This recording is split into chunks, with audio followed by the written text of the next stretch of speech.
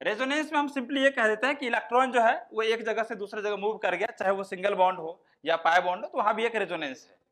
लेकिन ये जो कंडीशन है वो मेसोमेरिक के लिए, मेसोमेरिक के लिए सिस्टम में कॉन्जुगेशन होना चाहिए। दोनों के बीच में एक थोड़ा सा डिफरेंस है। जब मैं कहता हूं रेजोनेंस, उसमें सिग्मा बॉन्ड के इलेक्ट्रॉन भी पार्टिसिपेट कर सकते हैं और पाई बॉन्ड वाले इलेक्ट्रॉन भी पार्टिसिपेट कर सकते हैं।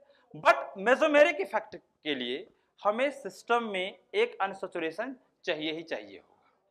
हेलो स्टूडेंट, आज हम ऑर्गेनिक केमिस्ट्री के एक बहुत ही इंपॉर्टेंट टॉपिक को डिस्कस करने जा रहे हैं, जिसका नाम है रेजोनेंस। जेई के हिसाब से अगर हम बात करें, एडवांस के हिसाब से बात करें या मेंस के हिसाब से बात करें, इस टॉपिक पे बेस्ड एक क्वेश्चन डायरेक्टली आपको एग्जाम में मिलते हैं। ये टॉपिक जो है ऑर्गेनिक केमिस्ट्री को समझने के हिसाब से, ऑर्गेनिक केमिस्ट्री में कब रिएक्शन कहाँ होगा, कैसे होगा, क्या प्रोडक्ट बनेगा, उसके लिए भी टॉपिक समझना जरूरी है। ठीक है, तो हम सबसे पहले समझते हैं कि भाई इस कॉन्सेप्ट का हमें जरूरत क्यों पड़ा। ठीक है, ये कंपाउंड है जिसका नाम है बेंजीन। ठीक, अगर हम इसमें कार्बन को, अगर हम इसमें नंबरिंग करते हैं, है ना, 1 2 3 4 5 6, अभी तक के थ्योरी के हिसाब से अगर हम सोचें तो C1 C2 बॉन्ड जो है, इसका लेंथ जो डबल बॉन्ड है वो आना चाहिए 1.34 एंगस्ट्रॉम। ये एक्सपेरिमेंटल डेटा है। और C2 C3 बॉन्ड का अगर हम बॉन्ड लेंथ देखें तो 154 एंगस्ट्रॉम है। ये सिंगल बॉन्ड के लिए। बेंजीन में अगर हम बात करें, but in benzene experimental data ये कहता है कि C1 C2 bond length C2 C3 bond length के बराबर है और वो वाला वैल्यू है 1.39 एंगस्ट्रॉम। ठीक है, अब हम जरा इस स्ट्रक्चर को देखें। इसमें C1 और C2 के बीच में क्या है, पाई बॉन्ड है, डबल बॉन्ड है। ये बॉन्ड लेंथ हमारे हिसाब से होना चाहिए था 1.34 एंगस्ट्रॉम। ये बॉन्ड लेंथ C2 C3 हमारे हिसाब से होना चाहिए 1.54 एंगस्ट्रॉम। और वैसे भी अगर हम सोचें अपने हिसाब से तो C1 C2 जो बॉन्ड लेंथ है वो छोटा होना चाहिए C2 C3 से बॉन्ड लेंथ। ठीक, बट रिजल्ट क्या कह रहे हैं, एक्सपेरिमेंटल डेटा ये कह रहा है कि C1 C2 का बॉन्ड लेंथ C2 C3 के बॉन्ड लेंथ के बराबर है। एक तो ये चीज। दूसरा चीज अगर हम सोचें कि C1 C2 का जो बॉन्ड ऑर्डर है, इस कार्बन कार्बन का जो बॉन्ड ऑर्डर है वो हमारे हिसाब से अभी इसके बीच में दो बॉन्ड बना है, तो बॉन्ड ऑर्डर जो है C1 C2 का जो बॉन्ड ऑर्डर है वो 2 आना चाहिए, क्योंकि डबल बॉन्ड है। बॉन्ड ऑर्डर होता क्या है basically, number of covalent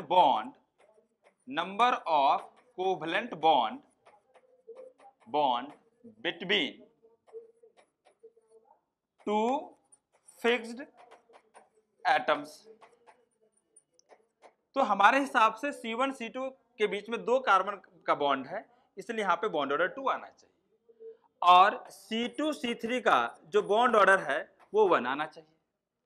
but result क्या कह रहे हैं, रिजल्ट ये कह रहा है इसमें कि carbon carbon bond order, carbon carbon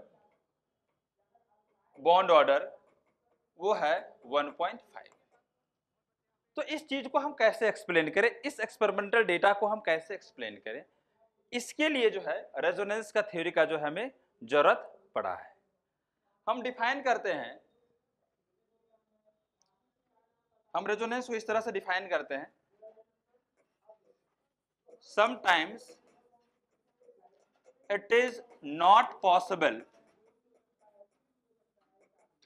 sometimes it is not possible to explain all the properties of a given molecule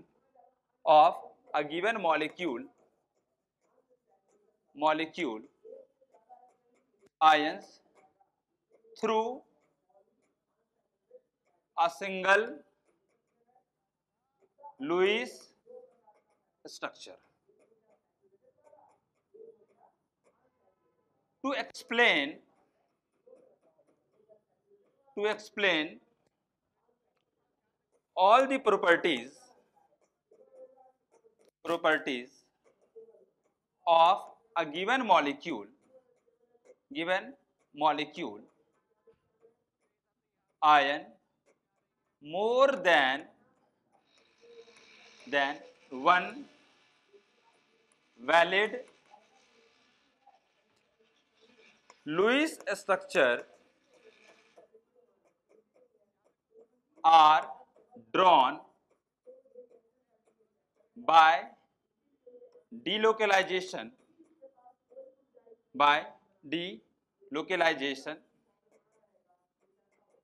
of electron while keeping the position of atoms remain unchanged, called resonating structure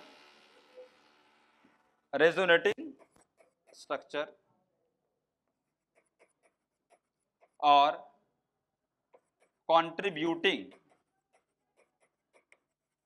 structure और canonical structure. माने एक molecule के हर एक property को आप एक structure से explain नहीं कर सकते। उस प्रॉपर्टी को एक्सप्लेन करने के लिए हमें एक से ज्यादा लुईस स्ट्रक्चर ड्रॉ करना पड़ता है, जिसमें हम इलेक्ट्रॉन की पोजीशन को जो है सिर्फ डिलोकलाइज करेंगे, एटम का पोजीशन जो जहां है वो वहीं रहेगा। इस फेनोमेना को हम कहते हैं रेजोनेंस। क्लियर?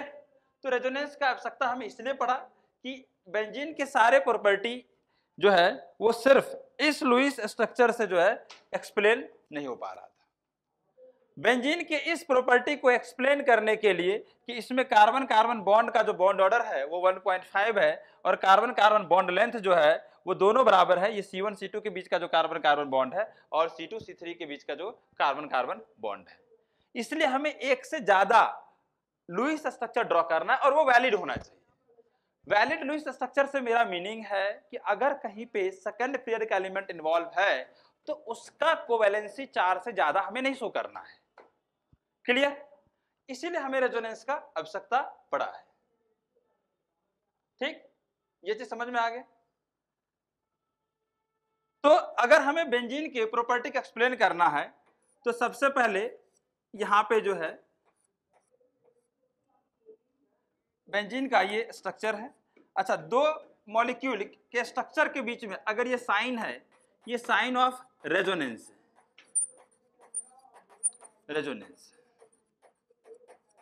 ठीक। तो इसको एक्सप्लेन करने के लिए एटम का पोजीशन, जैसे मान लीजिए इसमें हमने जो है मार्क कर रखा है 1 2 3 4 5 6। तो अब मैं क्या कर रहा हूं, इस मॉलिक्यूल में जो है ये पाई बॉन्ड को यहां से यहां शिफ्ट कर रहा हूं, इस पाई बॉन्ड को यहां से यहां शिफ्ट कर रहा हूं, डिलोकलाइज कर रहा हूं, और इस पाई बॉन्ड को यहां से यहां डिलोकलाइज कर रहा हूं। ये स्ट्रक्चर बना है। एटम का पोजीशन अभी भी जो है वो वही है 1 2 3 4 5 6। ठीक, कोई दिक्कत इसमें? तो हम एटम का पोजीशन जो जहां है वो वहीं रह गए, सिर्फ इलेक्ट्रॉन जो है वो घूम रहा है, ये जो पाई बॉन्डेड वाला इलेक्ट्रॉन है वो घूम रहा है। क्लियर? इस फेनोमेना को, इस डिलोकलाइजेशन फेनोमेना को हम क्या कहते हैं? रेजोनेंस कहते हैं। ठीक है, तो कुछ पॉइंट हमें रेजोनेंस के बारे में समझना है। सबसे पहला पॉइंट जो हम समझेंगे,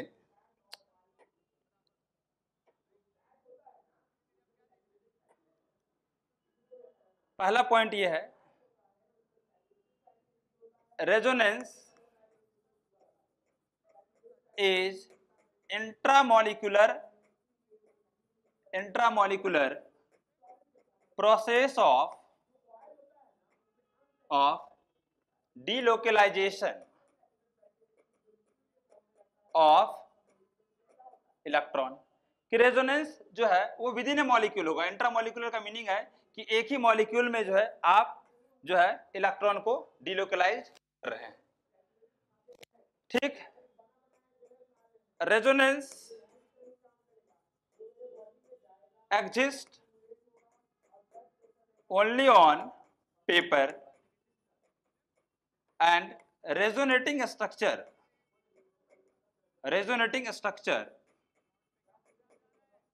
are hypothetical structure।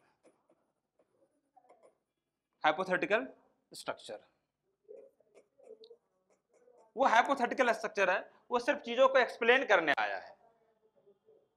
Resonance hybrid is real. Resonance hybrid जो है वो रियल है। ठीक है, अच्छा, जो रेजोनेंस हाइब्रिड है मेरा मीनिंग है average of all the resonating structure. Clear? जो जितने भी रेजोनेटिंग स्ट्रक्चर बनाए उसका एक एवरेज स्ट्रक्चर जो है वो कहलाता है रेजोनेंस हाइब्रिड। ठीक, कोई दिक्कत इसमें? अब हम थोड़ा सा जो है आगे बढ़ते हैं कि जैसे मान लीजिए जो बेंजीन है ये इस तरह से हमने 1 2 3 4 5 6 और इसका रेजोनेटिंग स्ट्रक्चर हमने ये बनाया है 1 2 3 4 5 6 ये बनाया है। तो एक ऐसा स्ट्रक्चर बनाना है जिसमें ये स्ट्रक्चर भी हमें विजुलाइज हो और ये स्ट्रक्चर हमें विजुलाइज हो, मतलब इस दोनों का एक एवरेज स्ट्रक्चर जो है एक्चुअल में ना तो ये स्ट्रक्चर एग्जिस्ट करता है और ना ही ये स्ट्रक्चर एग्जिस्ट करता है। एक्चुअल में जो है स्ट्रक्चर जो रेजोनेंस हाइब्रिड ये मैं बना रहा हूं, रेजोनेंस हाइब्रिड, इसमें देखिए इस स्ट्रक्चर में 1 और 2 के बीच में पाई बॉन्ड है, इसमें 1 और 2 के बीच में सिंगल बॉन्ड है। मतलब इस स्ट्रक्चर में ऐसा भी दिखना चाहिए 1 और 2 के बीच में भी पाई बॉन्ड दिखना चाहिए और 1 और 2 के बीच में जो है सिंगल बॉन्ड भी दिखना चाहिए। मतलब रेजोनेंस हाइब्रिड कुछ इस तरह का दिखेगा, है ना, और इसी को हम लोग जो है वो इस तरह से बना देते हैं और हम कहते हैं ये जो है ये जो साइन आप देख रहे हैं ये 6 इलेक्ट्रॉन डिलोकलाइजेशन का जो है वो हम शो कर रहे हैं। कोई दिक्कत इसमें? तो रेजोनेंस हाइब्रिड एक्चुअल में ये स्ट्रक्चर है।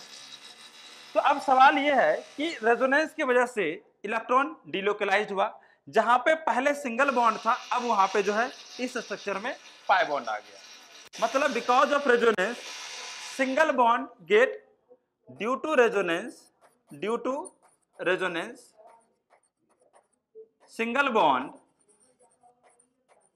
get partial double bond character। ठीक, और जब भी रेजोनेंस का फिनोमेना कोई भी मॉलिक्यूल शो करता है when molecule ion so resonance bond order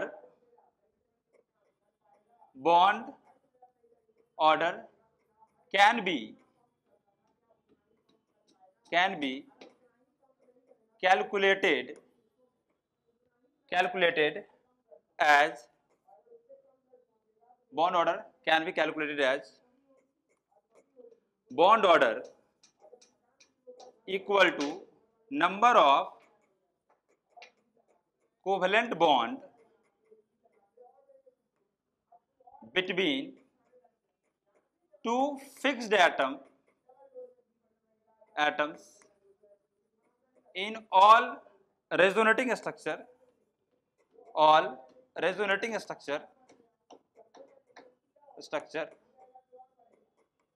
divided by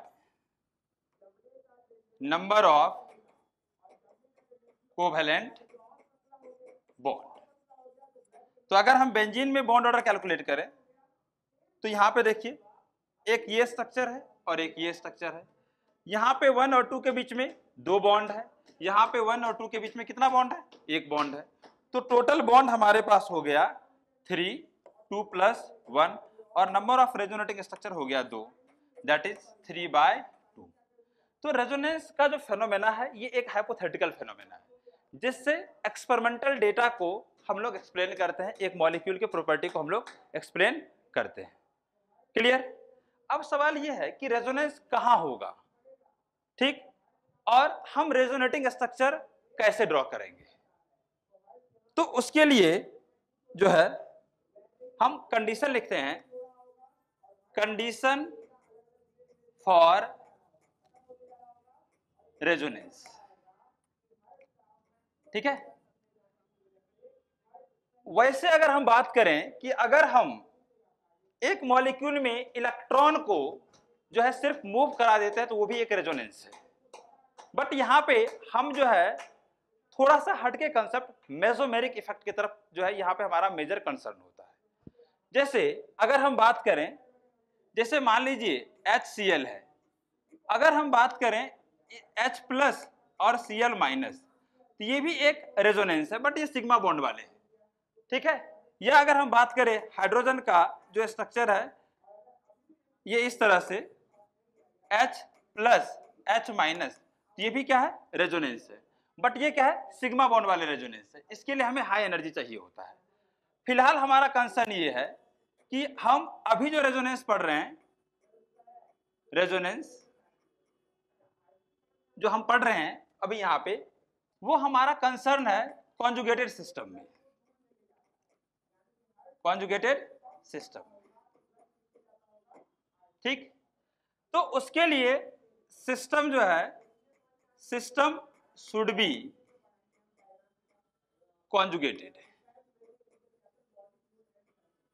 conjugated से मेरा मीनिंग है कि transfer of electron, transfer of electron should be possible, कि वहां पे इलेक्ट्रॉन जो है एक जगह से दूसरे जगह जो है मूव करना चाहिए, ठीक है। तो ये जो कंडीशन है बेसिकली ये मेसोमेरिक के लिए कंडीशन है, मेसोमेरिक इफेक्ट के लिए। रेजोनेंस में हम सिंपली ये कह देते हैं कि इलेक्ट्रॉन जो है वो एक जगह से दूसरे जगह मूव कर गया, चाहे वो सिंगल बॉन्ड हो या पाई बॉन्ड हो, तो वहां भी एक रेजोनेंस है। लेकिन ये जो कंडीशन है वो मेसोमेरिक के लिए, मेसोमेरिक के लिए सिस्टम में कॉन्जुगेशन होना चाहिए। दोनों के बीच में एक थोड़ा सा डिफरेंस है। जब मैं कहता हूं रेजोनेंस, उसमें सिग्मा बॉन्ड के इलेक्ट्रॉन भी पार्टिसिपेट कर सकते हैं और पाई बॉन्ड वाले इलेक्ट्रॉन भी पार्टिसिपेट कर सकते हैं। बट मेसोमेरिक इफेक्ट के लिए हमें सिस्टम में एक अनसैचुरेशन चाहिए ही चाहिए होगा, ठीक है। जैसे हाइड्रोजन का अगर रेजोनेटिंग स्ट्रक्चर कहा जाए आप ये बना सकते हो, कोई दिक्कत नहीं। HCl का रेजोनेटिंग स्ट्रक्चर आप ये बना सकते हो, ठीक है। बट यहां पे मेसोमेरिक इफेक्ट नहीं होगा, only resonance, only resonance is possible here, ठीक। तो यहां पे सिर्फ और सिर्फ रेजोनेंस हो सकता है। हाँ जी, कंडीशन ऑफ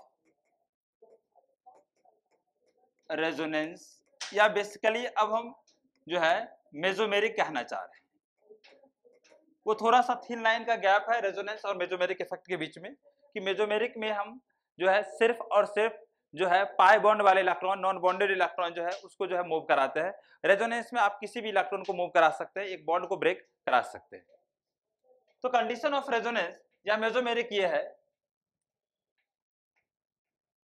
कि एक अनसैचुरेटेड कोई सिस्टम है, जरूरी नहीं है कि कार्बन कार्बन बॉन्ड ही, मतलब एक पाई बॉन्ड होना चाहिए और इसके बगल में जो एटम है या ग्रुप है इसके पास पॉजिटिव चार्ज या नेगेटिव चार्ज या लोन पेयर या पाई बॉन्ड या ऑड इलेक्ट्रॉन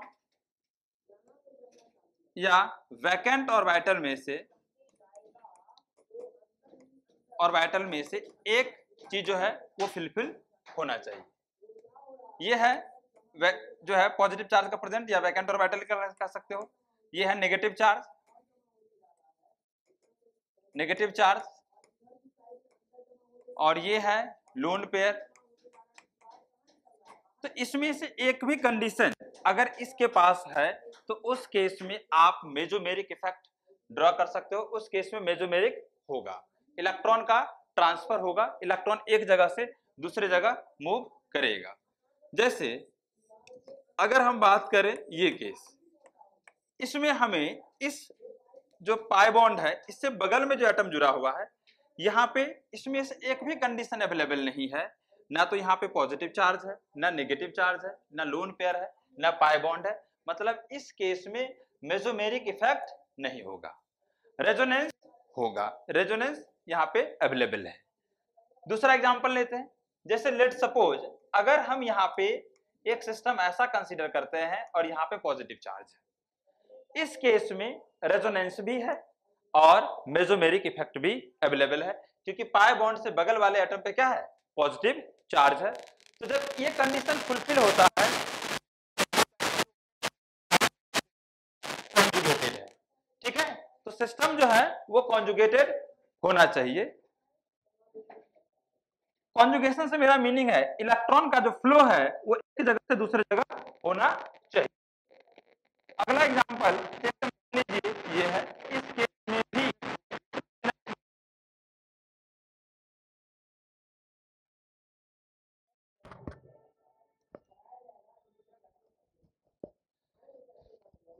ठीक है।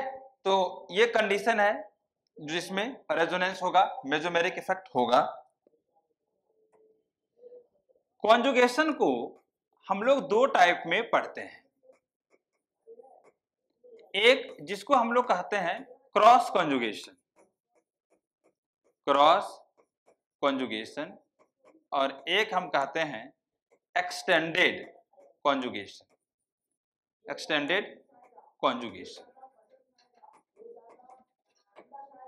ठीक। क्रॉस कॉन्जुगेशन में क्या हुआ, जैसे एग्जांपल के थ्रू समझते हैं। यहां पे पॉजिटिव चार्ज इस पाई बॉन्ड के साथ कॉन्जुगेशन में है, ये पॉजिटिव चार्ज इस पाई बॉन्ड के साथ कॉन्जुगेशन में है, बट ये दोनों पाई बॉन्ड आपस में कॉन्जुगेशन में नहीं है। या अगर हम एक स्ट्रक्चर ये बनाते हैं, जैसे ये और ये इस तरह से है, ये पाई बॉन्ड और ये पाई बॉन्ड आपस में कॉन्जुगेशन में नहीं है, ये पाई बॉन्ड इसके साथ कॉन्जुगेशन में है, ये पाई बॉन्ड इसके साथ कॉन्जुगेशन में। मतलब इधर वाला इलेक्ट्रॉन इधर की तरफ फ्लो नहीं कर सकता, ये इलेक्ट्रॉन इधर से इधर फ्लो कर सकता है। इस पाई बॉन्ड का इलेक्ट्रॉन या तो इधर से इधर फ्लो करेगा। हम कहेंगे ये क्या है, कॉन्जुगेटेड सिस्टम में भी ये क्रॉस कॉन्जुगेशन है। कॉन्जुगेशन तो है, रेजोनेंस यहाँ पे होगा। दूसरा है एक्सटेंडेड कॉन्जुगेशन में, जैसे मान लीजिए ये सिस्टम है इस टाइप का, या अगर हम इसी का एक रेजोनेटिंग स्ट्रक्चर ड्रॉ करें तो वो इस टाइप का है। मतलब इसमें इलेक्ट्रॉन का जो फ्लो है एक एंड से दूसरे एंड की तरफ हो सकता है, ठीक है। जैसे इधर वाला इलेक्ट्रॉन जो है ये इधर जाएगा और ये इधर जाएगा, तो एक एंड से दूसरे एंड की तरफ फ्लो है। तो हम इसको कहेंगे एक्सटेंडेड कॉन्जुगेशन और हम इसको कहेंगे क्रॉस कॉन्जुगेशन, ठीक। फिर है rules to draw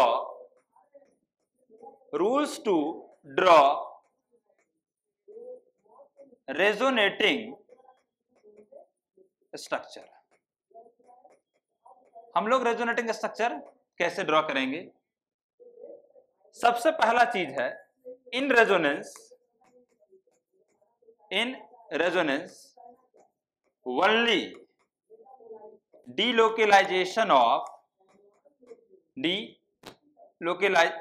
delocalization of electron takes place। कहने का मीनिंग ये है कि अगर ये एक एग्जाम्पल है एसीटोन का, इसका रेजोनेटिंग स्ट्रक्चर ये जो है वो पॉसिबल नहीं है। क्यों? क्योंकि इसमें ऑक्सीजन के बगल में हाइड्रोजन आ गया है, जबकि इस स्ट्रक्चर में ऐसा नहीं है, तो ये रेजोनेटिंग स्ट्रक्चर नहीं है। रेजोनेंस में सिर्फ और सिर्फ इलेक्ट्रॉन डिलोकलाइज करते हैं, पोजीशन एटम का जो जहां है वो वहीं अवेलेबल रहेगा। दूसरा चीज, in resonance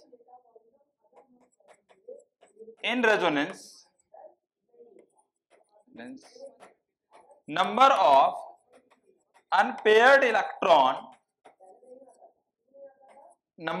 unpaired electron remains same। जैसे अगर हमें कहा जाए, लेट सपोज हम हाइड्रोजन की बात करते हैं, दोनों एग्जांपल ले लेंगे, मेसोमेरिक वाला भी। जैसे इसका रेजोनेटिंग स्ट्रक्चर ये पॉसिबल है, इसका रेजोनेटिंग स्ट्रक्चर ये पॉसिबल है, बट इसका रेजोनेटिंग स्ट्रक्चर ये पॉसिबल नहीं है। क्यों? क्योंकि यहाँ पे हाइड्रोजन मॉलिक्यूल में जो दो इलेक्ट्रॉन है वो दोनों के दोनों क्या है? पेयर्ड है ना। ये डायमैग्नेटिक है, यहाँ पे भी देखिए, यहाँ पे दो इलेक्ट्रॉन है, पेयर्ड है, यहाँ पे दो इलेक्ट्रॉन जो है वो पेयर्ड है, बट इसमें दो अनपेयर्ड इलेक्ट्रॉन आ गया, तो ये वैलिड लुईस स्ट्रक्चर नहीं है, ये रेजोनेटिंग स्ट्रक्चर नहीं है। ये रेजोनेटिंग स्ट्रक्चर वैलिड है, ये रेजोनेटिंग स्ट्रक्चर वैलिड है, बट ये रेजोनेटिंग स्ट्रक्चर वैलिड नहीं है, क्योंकि हमने क्या किया है, यहाँ पे सारे के सारे इलेक्ट्रॉन पेयर्ड थे, यहाँ पे हमने क्या कर दिया है, दो इलेक्ट्रॉन को अनपेयर्ड कर दिया है, अलग अलग कर दिया है, ये पैरामैग्नेटिक स्पीशीज बन गया है। अगला एग्जांपल इसी में, जैसे मान लीजिए लेट सपोज CH2 है, CH है, CH है और CH2 है। अगर हम इसका ये एक पॉसिबल लुईस स्ट्रक्चर हमें चेक करना है कि ये रेजोनेटिंग स्ट्रक्चर है या नहीं है, मैं फिर से कहूंगा, ये इसका जो है लुईस स्ट्रक्चर में तो है, बट ये रेजोनेटिंग स्ट्रक्चर नहीं है, क्योंकि इस स्ट्रक्चर में सारे इलेक्ट्रॉन पेयर्ड है, इसमें आपने दो अनपेयर्ड इलेक्ट्रॉन बना रखा है, ये रेजोनेंस स्ट्रक्चर नहीं है। जितने भी रेजोनेटिंग स्ट्रक्चर होंगे वे सारे वैलिड जो है वो लुईस स्ट्रक्चर होने चाहिए। ठीक, कोई दिक्कत इसमें? तो ये कंडीशन जरा सा हम ध्यान रखेंगे कि एटम का पोजीशन नहीं बदलना चाहिए, नंबर ऑफ अनपेयर्ड इलेक्ट्रॉन और पेयर्ड इलेक्ट्रॉन वो सेम रहना चाहिए, वो भी नहीं बदलना चाहिए, अदरवाइज वो रेजोनेटिंग स्ट्रक्चर नहीं होंगे। जैसे ये इसका रेजोनेटिंग स्ट्रक्चर नहीं है। ठीक है, आगे हम बढ़ते हैं।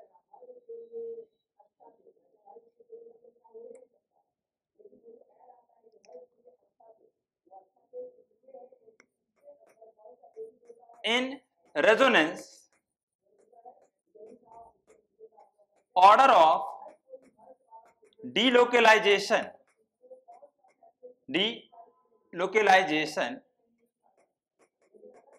of electron follows। हम सबसे पहले रेजोनेंस में चार्ज को जो है वो डिलोकलाइज करेंगे। अगर कहीं पे चार्ज प्रेजेंट है तो हम सबसे पहले उसको ऑर्डर ऑफ डिलोकलाइजेशन जो है, सबसे पहले जो है पॉजिटिव चार्ज, फिर लोन पेयर। ध्यान ये रखेंगे कि वो कॉन्जुगेशन का पार्ट होना चाहिए, अगर वो कॉन्जुगेशन का पार्ट नहीं है तो हम लोन पेयर को डिलोकलाइज नहीं करेंगे।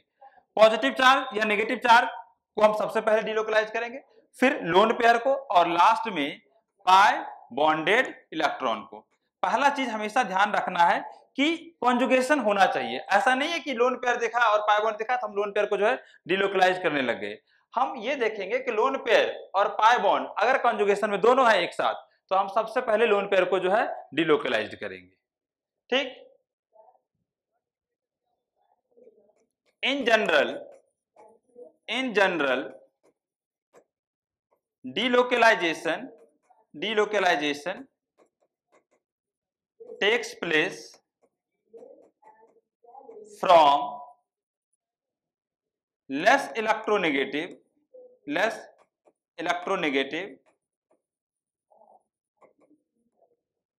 to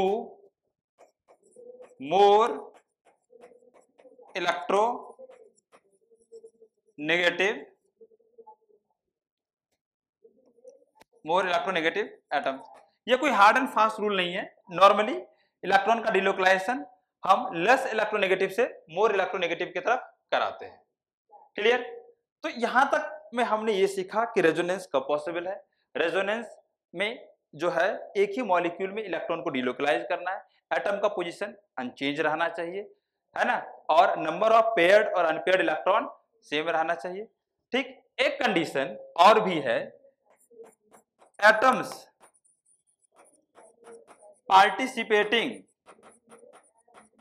participating in resonance must lie in same plane or nearly so, कि जो भी एटम रेजोनेंस में पार्टिसिपेट कर रहा है वो जो है एक प्लेन में होना चाहिए या लगभग प्लेन में होना चाहिए। अगर एक प्लेन में है तो बेटर रेजोनेंस होगा, और प्लेन थोड़ा बहुत डिफर कर रहा है तो रेजोनेंस तो होगा बट थोड़े से रेजोनेंस का जो एक्सटेंट है वो कम होगा। क्लियर? अब हम एक एक केस में जो है रेजोनेंस ड्रॉ करेंगे और उसका जो है इफेक्ट देखेंगे। केस 1 हम ले रहे हैं कॉन्जुगेशन में, when positive charge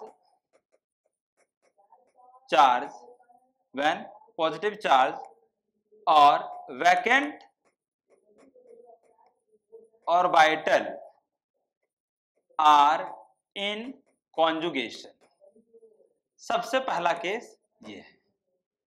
तो हम सबसे पहले चेक करेंगे कि कॉन्जुगेशन है या नहीं, और कॉन्जुगेशन में पॉजिटिव चार्ज या वैकेंट ऑर्बिटल है। जैसे मान लीजिए ये एग्जाम्पल है, यहां पे है पॉजिटिव चार्ज, ठीक है, तो हम ये देखेंगे ये हमारा पाई बॉन्ड है, इसके बगल वाला एटम ये है, इसके पास पॉजिटिव चार्ज है, मतलब ये कॉन्जुगेशन में है, मतलब इलेक्ट्रॉन यहां से यहां जा सकता है। अब जब हम इसका रेजोनेटिंग स्ट्रक्चर बनाएंगे तो यहां पे नंबरिंग कर दे रहा हूं मैं 1 2 3, यहां पे जो है 1 2 3, इसमें क्या होगा, ये जो इलेक्ट्रॉन है जो 2 और 3 के बीच में है ये यहां से मूव करके 1 और 3 के बीच में जा रहा है, ये पॉजिटिव चार्ज अब इस एटम पे आ गया। फिर हम एक इलेक्ट्रॉन को डिलोकलाइज करेंगे यहां से यहां की तरफ, तो इस मॉलिक्यूल के 3 रेजोनेटिंग स्ट्रक्चर बने हैं। एटम का पोजीशन हम नहीं बदल रहे हैं, सिर्फ इलेक्ट्रॉन का डिलोकलाइजेशन हो रहा है। ये तीनों रेजोनेटिंग स्ट्रक्चर है, इस तीनों में से एक्चुअल में कोई स्ट्रक्चर एग्जिस्ट नहीं करता है। एक्चुअल स्ट्रक्चर है रेजोनेंस हाइब्रिड, जो ये मॉलिक्यूल और इस मॉलिक्यूल का जो है वो एवरेज है। मतलब इसका अगर हम रेजोनेंस हाइब्रिड बनाए तो हम ये कहेंगे कि देखिए इसमें 1 और 2 के बीच में जो है सिंगल बॉन्ड है, इसमें 1 और 2 के बीच में सिंगल बॉन्ड है, इसमें 1 और 2 के बीच में क्या है, पाई बॉन्ड है। तो इसमें जो ये जो स्ट्रक्चर बनेगा वो इस तरह से बनेगा कि इसके बीच में भी पाई बॉन्ड है, इसके बीच में थोड़े सा पाई बॉन्ड है, और इसके बीच में भी पाई बॉन्ड है, और यहाँ पे 1 2 3 और पॉजिटिव चार्ज डिलोकलाइज हो रहा है। यहाँ पे नंबर ऑफ इलेक्ट्रॉन डिलोकलाइज जो है, नंबर ऑफ पाई इलेक्ट्रॉन 2 है, नंबर ऑफ पाई इलेक्ट्रॉन 2 है, नंबर ऑफ डिलोकलाइज्ड इलेक्ट्रॉन भी कितने हैं, 2 है।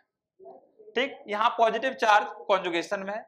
Number of resonating structure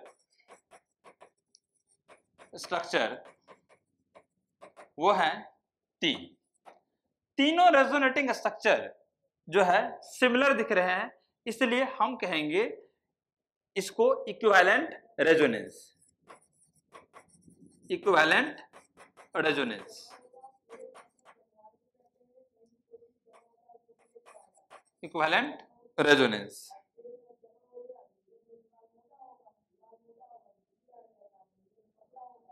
equivalent resonance, ठीक है। तो पहला केस ये है जिसमें पॉजिटिव चार्ज जो है वो पाई बॉन्ड के साथ कॉन्जुगेशन में है। रेजोनेंस हाइब्रिड में ये पॉजिटिव चार्ज कभी 1 पे है, कभी 2 पे है, कभी 3 पे है। आप इसको या तो ऐसे दिखा दो, नहीं तो पॉजिटिव चार्ज यहाँ पे, डेल पॉजिटिव यहाँ पे, डेल पॉजिटिव यहाँ पे।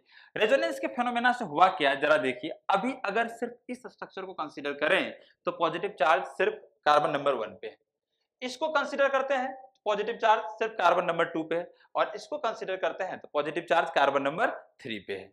मतलब इस पॉजिटिव चार्ज को अकेला ये एटम बियर कर रहा है, लेकिन रेजोनेंस से हुआ क्या, ये जो पॉजिटिव चार्ज है उसको तीनों एटम इक्वली बियर कर रहा है। मतलब इस स्ट्रक्चर से इस स्ट्रक्चर से इस स्ट्रक्चर से ज्यादा स्टेबल स्ट्रक्चर ये है, और ये रियल स्ट्रक्चर है। इसमें से तीनों कोई भी एग्जिस्ट नहीं करता, ये रियल स्ट्रक्चर है। क्लियर? अगला केस हम इसी में लेते हैं।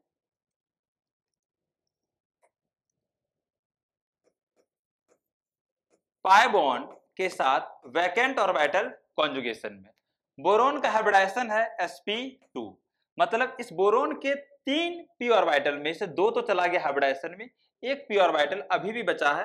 अगर हम इसको डायग्राम के थ्रू समझें, ऑर्बिटल डायग्राम के थ्रू, तो ये H है, यहाँ पे जो पाई बॉन्ड है ये इस तरह से जो है ऑर्बिटल डायग्राम, यहाँ पे देखिए ये एम्प्टी ऑर्बिटल है, ये पाई बॉन्ड है। तो ये जो सिस्टम है वो कॉन्जुगेटेड है, इलेक्ट्रॉन यहां से यहां फ्लो कर सकता है। तो अगर हमें इसका रेजोनेटिंग स्ट्रक्चर बनाना है तो इसका रेजोनेटिंग स्ट्रक्चर हम इस तरह से बनाएंगे। ये बोरोन है, ये H, तो यहां से इलेक्ट्रॉन का फ्लो होगा इधर की तरफ, ये इस तरह से B, यहाँ पे पॉजिटिव चार्ज और यहाँ पे H। अगला रेजोनेटिंग स्ट्रक्चर जो बनेगा वो यहां से यहां की तरफ फ्लो होगा इलेक्ट्रॉन का, तो ये बन जाएगा B,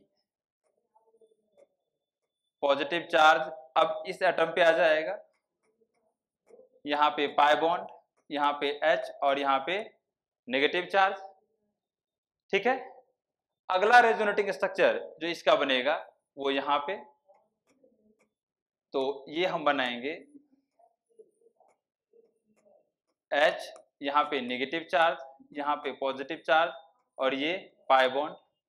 अगला रेजोनेटिंग स्ट्रक्चर जो बनेगा, जब तक सिस्टम कॉन्जुगेटेड है आप रेजोनेटिंग स्ट्रक्चर बनाएं। ये यहाँ पे इस तरह से, ये यहाँ पे इस तरह से, ये यहाँ पे इस तरह से, पॉजिटिव चार्ज यहाँ पे, H यहाँ पे, नेगेटिव चार्ज यहाँ पे। ठीक है? और जैसे ही हम अगला रेजोनेटिंग स्ट्रक्चर बनाएंगे वो वापस पहले वाले से जो है वो मैच कर जाएगा H। तो इस मॉलिक्यूल के टोटल 5 रेजोनेटिंग स्ट्रक्चर हैं, टोटल 5 रेजोनेटिंग स्ट्रक्चर है।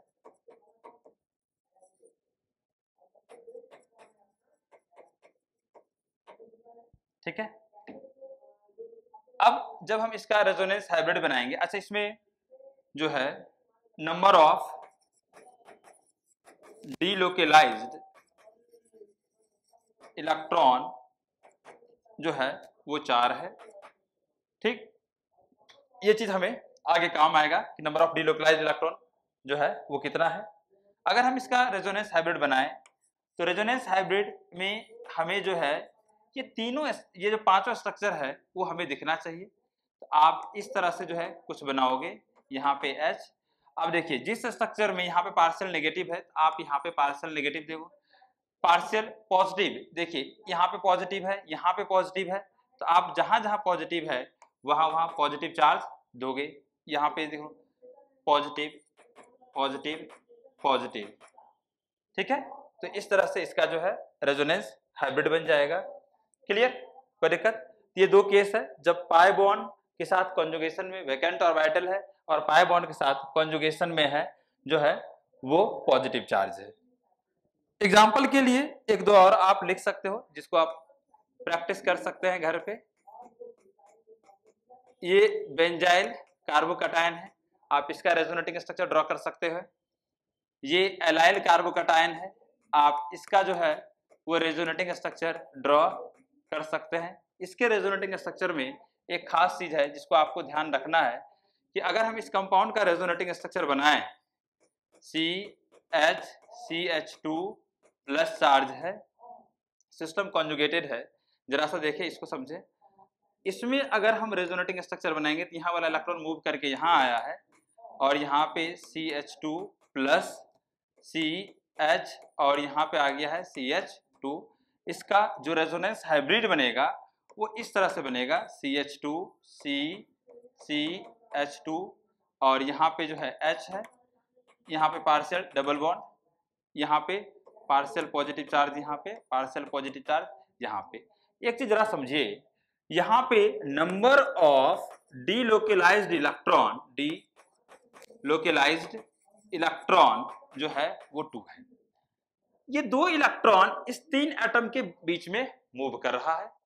हम लोग यहाँ पे कहते हैं ये जो पाई बॉन्ड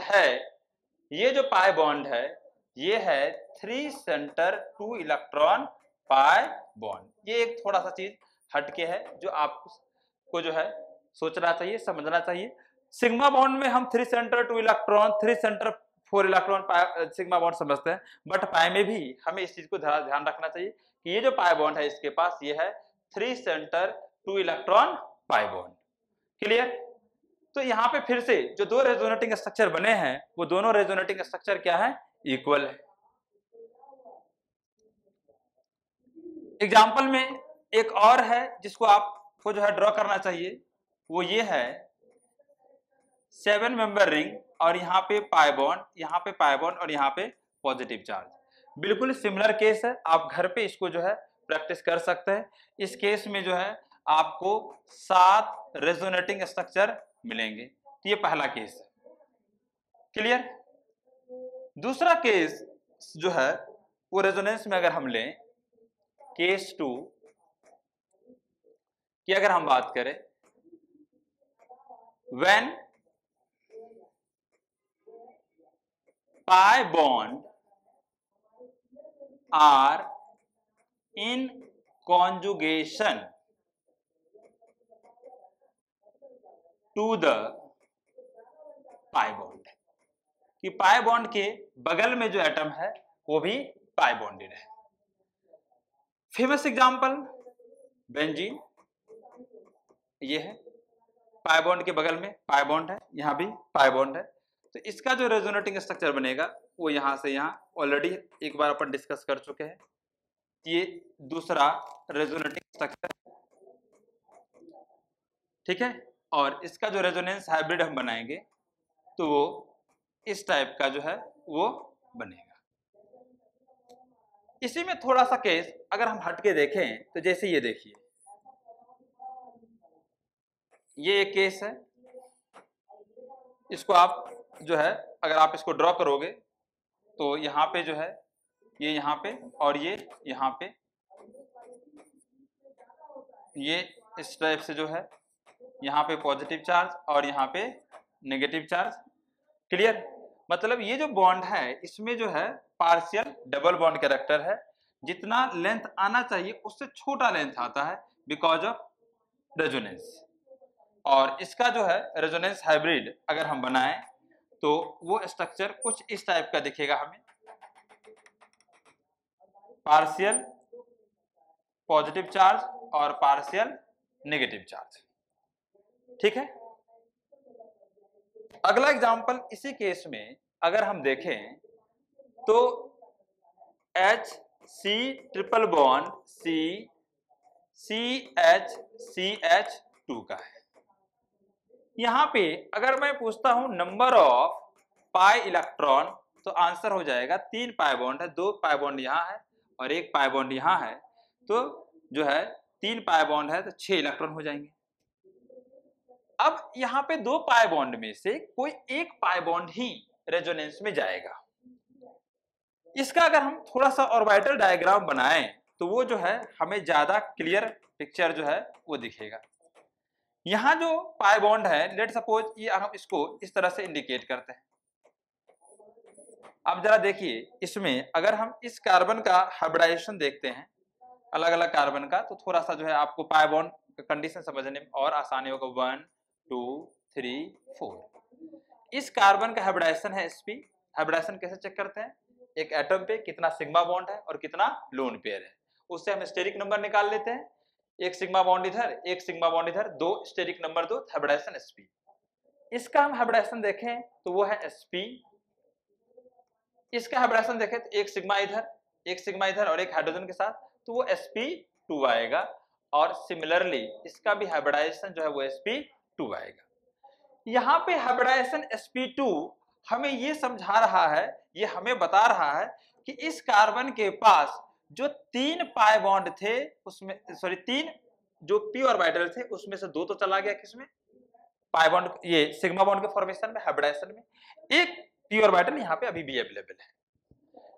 p ऑर्बिटल जो हाइब्रिडाइजेशन में नहीं गया है वो पाई बॉन्ड फॉर्मेशन में पार्टिसिपेट करता है।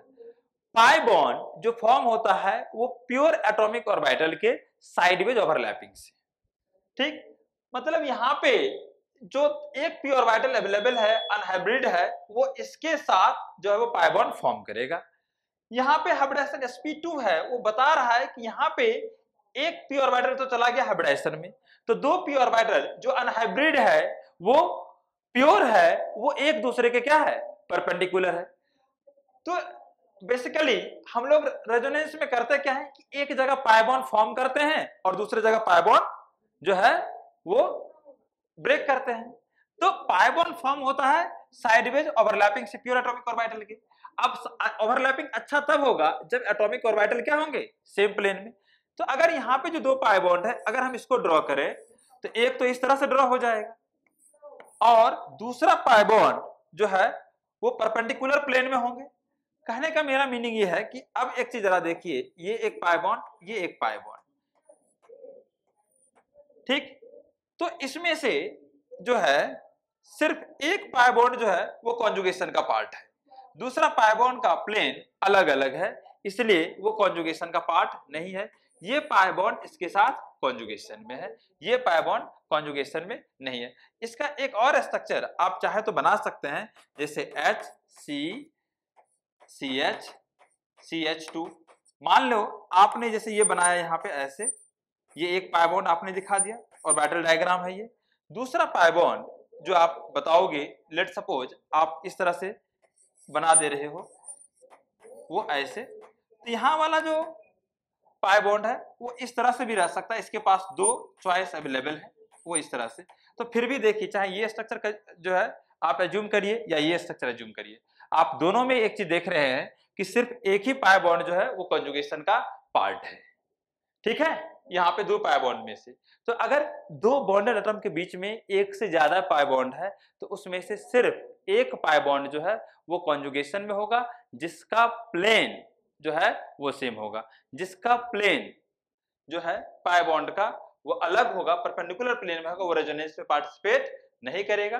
तो इसका अगर हम रेजोनेटिंग स्ट्रक्चर बनाएं, HC ट्रिपल बॉन्ड CH2, तो इसका अगर हम रेजोनेटिंग स्ट्रक्चर बनाते हैं तो इसका रेजोनेटिंग स्ट्रक्चर कुछ इस तरह से दिखेगा।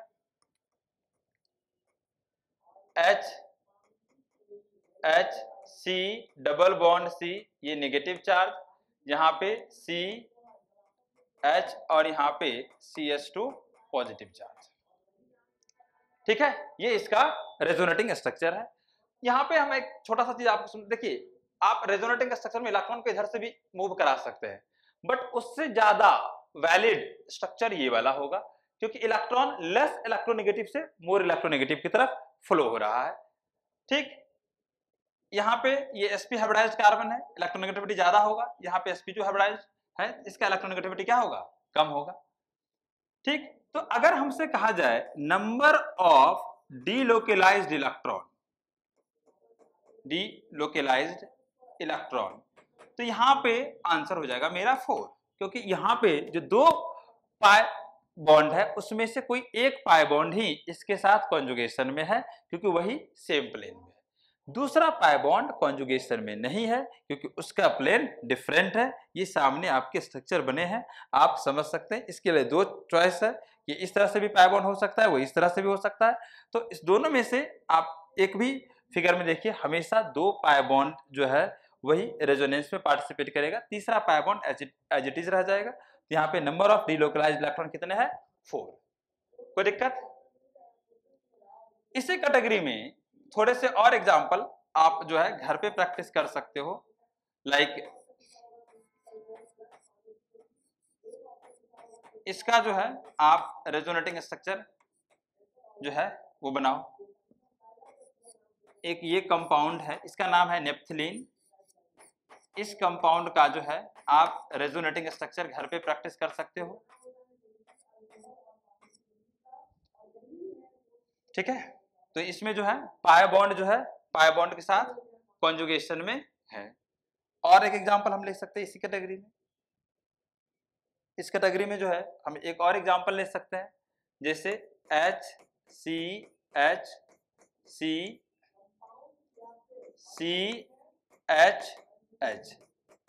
ठीक।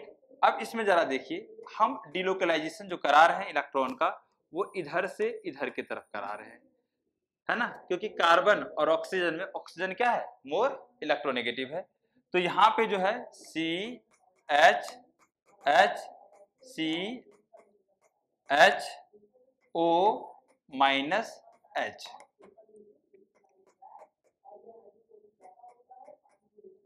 हम इसका रेजोनेटिंग स्ट्रक्चर ये नहीं बनाएंगे क्योंकि वो बहुत ज्यादा अनस्टेबल हो जाएगा। अगर हम इसका रेजोनेटिंग स्ट्रक्चर, इस पाई बॉन्ड को हम यहाँ मूव कराते हैं तो ये स्ट्रक्चर हाईली अनस्टेबल होगा।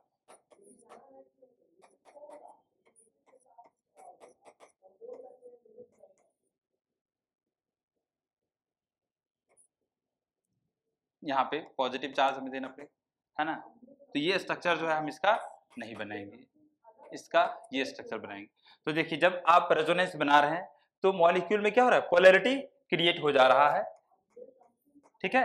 रेजोनेटिंग स्ट्रक्चर जब बना रहे हैं तो मॉलिक्यूल में क्या हो रहा है, पोलैरिटी जो है वो क्रिएट हो जा रहा है।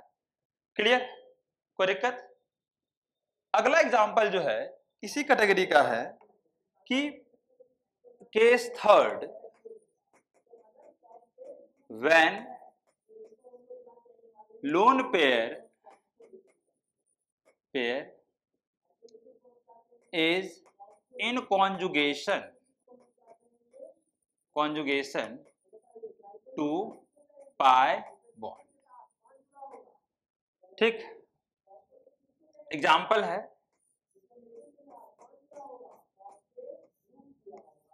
जैसे ये जो है ये एग्जाम्पल है। अब जरा देखिए, यहाँ पे पाई बॉन्ड के साथ कंजुगेशन में है, पाई बॉन्ड लोन पेयर के साथ भी कंजुगेशन है। इस केस में हम सबसे पहले डिलोकलाइज करेंगे, तो लोन पेयर को डिलोकलाइज करेंगे। मैं ये नहीं कह रहा हूं कि आप इस पाई बॉन्ड को डिलोकलाइज नहीं करा रहे हैं, आप पहले प्रायोरिटी देंगे इस लोन पेयर को डिलोकलाइज करने का, ठीक। तो इसका अगर हम रेजोनेटिंग स्ट्रक्चर बनाते हैं तो ये इस तरह से, और यहाँ पे बन जाएगा OH प्लस चार्ज, यहाँ पे नेगेटिव चार्ज, यहाँ पे पाई बॉन्ड, और यहाँ पे इस तरह से। फिर हम मूव कराएंगे इलेक्ट्रॉन को, यहाँ पे पोजीशन एटम का सेम रखना है, सिर्फ इलेक्ट्रॉन के पोजीशन को जो है हमें मूव कराना है।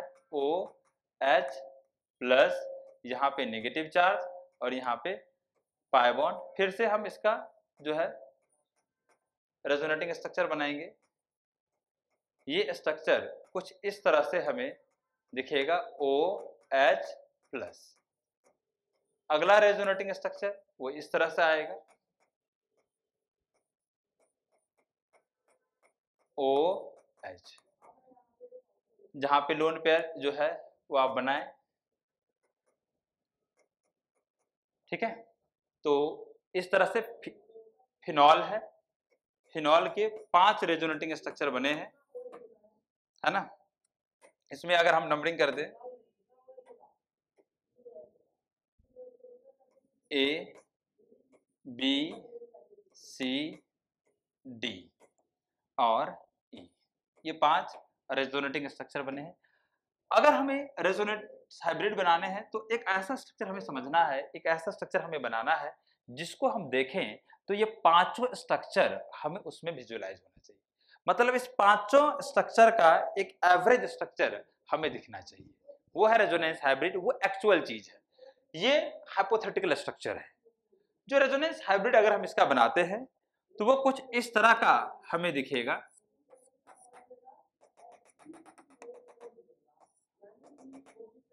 OH, और रेजोनेटिंग स्ट्रक्चर में ये पॉजिटिव चार्ज है, ये पार्शियल नेगेटिव यहाँ पे है, पार्शियल नेगेटिव यहाँ पे। देखिए बिकॉज ऑफ रेजोनेंस थोड़े से चीज यहाँ पे जो बदले हैं वो ये बदले हैं कि अगर हमसे कहा जाए कि इस लोन पेयर का ये ऑक्सीजन जो है इसका हाइब्रिडाइजेशन क्या होगा,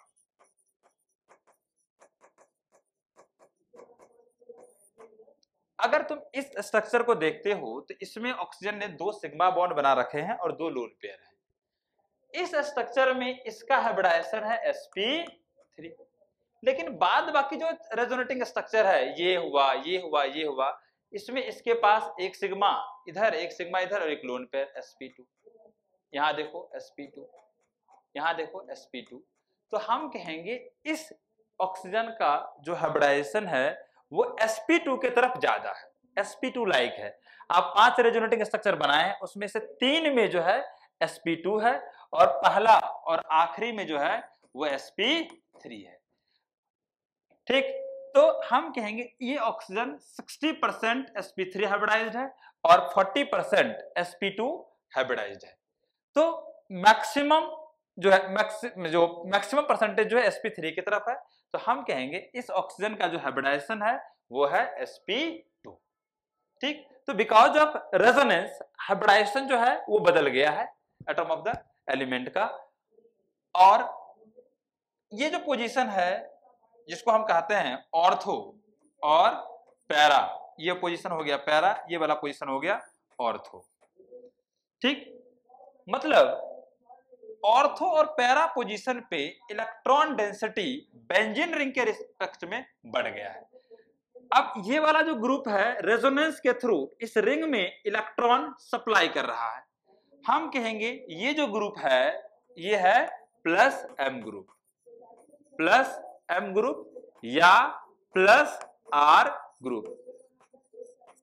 जो ग्रुप रेजोनेंस के थ्रू अपने से दूर इलेक्ट्रॉन भेजता है हम उसको कहते हैं प्लस एम ग्रुप।